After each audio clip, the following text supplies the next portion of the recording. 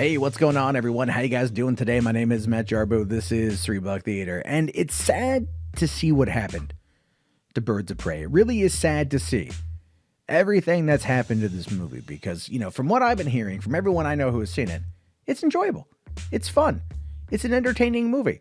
And yet it's plummeting. It's tanking. It's dying. And really, it's insane to watch. It's interesting to watch. It's compelling. It's fascinating to see because you wouldn't expect this, right? Not in today's woke entertainment society would we ever really get something like this to be considered a failure, but they dropped the ball on it pretty heavily. They really did, I think, in terms of marketing. And I think a lot of it was the title. I mean, even scrolling down here, Birds of Prey and the Fantabulous Emancipation of One Harley Quinn.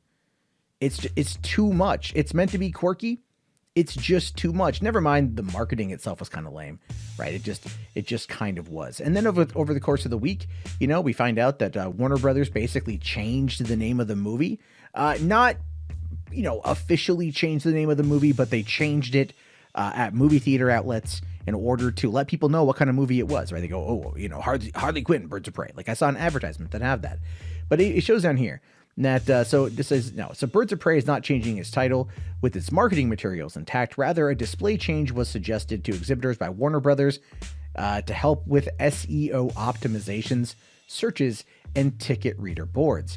While exhibitioners have been using Birds of Prey on their website and around the theater, leaving Harley Quinn out. Exactly why has been confusing, I've been told, but some circuits such as Alamo and Showcase Cinemas haven't made the name change on their website just yet. So if you do a search for Harley Quinn, it leads you to Birds of Prey. And the reason why they did that exactly was to make it easier. They made the title too big, too massive, too crazy, too dumb. It was so dumb. It doesn't need to be that dumb. And then the movie, they think that that's going to be a big thing to maybe help it out. Well, the truth of the matter is it's not helping them out at all. It pulled in $35 million last weekend, right? But according to Variety, they're talking about Sonic here. And this is the thing too, is I haven't been able to find anyone else talking about this movie, about Birds of Prey and its success, quote unquote, for President's Day weekend. And except for this little passage here saying Warner Brothers' second weekend of the superhero pick Birds of Prey is heading for a second place with about 20 million following its disappointing 33 million opening weekend, and it should finish the holiday weekend with about 63 million in its first 11 days. And Sonic is going to beat that in the first three. Is basically where we find ourselves here, and that's unfortunate. That is unfortunate because the movie, I think it came out at the wrong time and they marketed it the wrong way, and these kind of things happen. But fans are trying to help the best that they can. So earlier today, DC Universe here. This is not the official DC Universe. This is just a fan account. This daily posts dedicated to the world of DC Comics, ran by a dude named Carlos, with about 9,500 followers, says in 30 minutes, we're going to be using the hashtag reasons to support Birds of Prey to show love to the cast and crew who worked on Birds of Prey. Please feel free to join along. And the whole point of this post is to get it trending. And believe it or not, you come over here, it's the number one trending topic in entertainment. Outside of my South Park memories, and that's a whole other thing to discuss. But people are, in fact, talking about it. So just looking up here, you have fandom here saying, here are some reasons why you should get on it. They want people to support it. 184 retweets. Bar here saying, simply because it's one of the best and most entertaining comic book movies ever made, created by a talented and diverse group of people in a time when we get so many comic book movies a year. They all start to feel the same. We need more comic book movies like this one. And that's kind of a dig at Marvel, to be fair, because there's a lot of homogenization in Marvel movies. All right, there's lots of homogenization, but it's because it's a connected universe. And guess what? People? The connected universe actually helps them. DC's wishy-washy approach to it hurts it. It hurts its brand appeal. Let's see. Fantabulous Emancipation here says, the movie's fun, wild, and unique. It's a refreshing take on the superhero genre. It's empowering, relentless, and not afraid to be different while not forcing an agenda on anyone. Everyone who worked on it should be immensely proud. See, I haven't seen the movie yet. It's on my list of things to see this week. However, the not forcing an agenda is actually not something that I have heard. I've heard that in some aspects they do force an agenda, not necessarily like extremely force it down your throat, but that it's there. That it's definitely there. Again, Badass Women here from DC Posts. Again, he's got more retweets on this than he does his original posting, which is kind of funny. Mikey here says it's a film directed by an Asian woman, written by an Asian woman with an Asian cinematographer, starring all women, one black, one Latino, one Asian, with multiple queer characters. There you go. This is the thing, Mikey. Representation matters to a number of people, but to the vast movie-going audience, it doesn't matter. They don't care. The vast movie-going audience doesn't care about that. And look, it's not to say that I'm against it. I have no problem with representation. I support it. I support it hand over fist. But when you got to look at like what sells tickets, that does not sell tickets.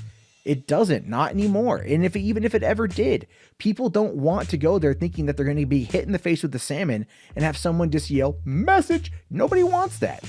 And if you go too political, even if it's for the right reasons, and it's done in a way that's too overbearing, even from the core fan base of people that are supporting it, it becomes too toxic. And in that regard, it can end up really hurting the movie. Clipsy here says, the first movie ever for Black Canary and Huntress, first ever female team. Beautiful cinematography, amazing action sequences, and an overall good time. Trust me, see Birds of Prey. And again, 176 retweets right there. Let's see. Harley Quinn updates. Says Birds of Prey is a product of a studio allowing a director to drive toward their creative vision, regardless of how risky the movie was from other comic book movies in the genre. No, Warner's, I give them credit for taking risks. So with this and with Joker were definitely both risks, but Joker's success and Birds of Prey's failure is a very interesting dichotomy, right? It's a very interesting dynamic because you have to ask yourself, how did it happen and why it happened? And really, I think it was because the DCEU is a mess, and people knew that Joker was an Elseworld story. Riri here says, Margot Robbie worked extremely hard to give us an R-rated female team-up movie with a female writer and director, to give us an accurate adaptation of Harley from the New 52 and Rebirth comics. That's a bit, there's a reason why photos from Margot Robbie on the set of Suicide Squad 2 with the red and black hair and being more kind of game accurate or in some aspects, more kind of recent comic accurate, was doing really well on social media, and why this movie is not. It's one of the reasons why I think Warner Brothers was taking down those images, but another reason why I think they put up the Batman from the other day.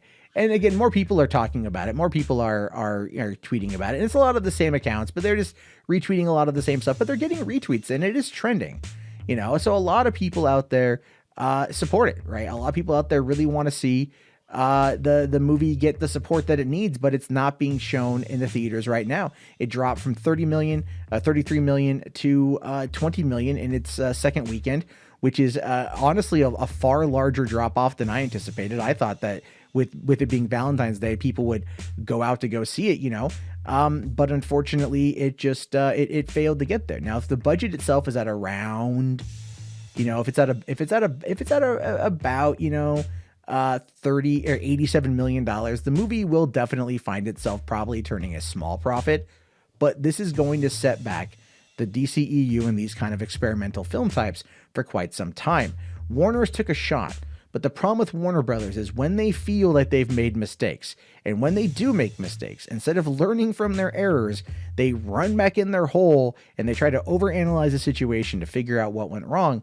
And so as a result, this is going to be one of those Batman v Superman moments where it's going to impact what comes next, and it's not going to do it in a very good way. So while I support fans of Birds of Prey trying to go on Twitter to raise awareness of it, it is not translating to box office returns. And so really what you should do, guys, instead of going on Twitter and doing all that, you should really round up your local friend group and say, hey, why don't we do a movie day? Why don't we go see Birds of Prey? And we'll make it a trip. And I've done that. Actually, this is true a couple years ago, like 10 years ago, 12 years ago, when Cloverfield was out.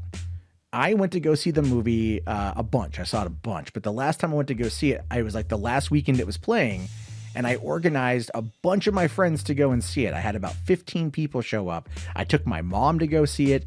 We all went and paid money to go watch the movie together in theaters, and then we all talked about it afterward, and we had a good old time. So if you want to support the movie, social media is not going to do it because it doesn't require anything other than just hitting a damn retweet button. What you need to do is go to your local friend group and try to get people to go and see it, and then see if that does anything, right? You're going to have to leave the internet if you want to save a movie like this.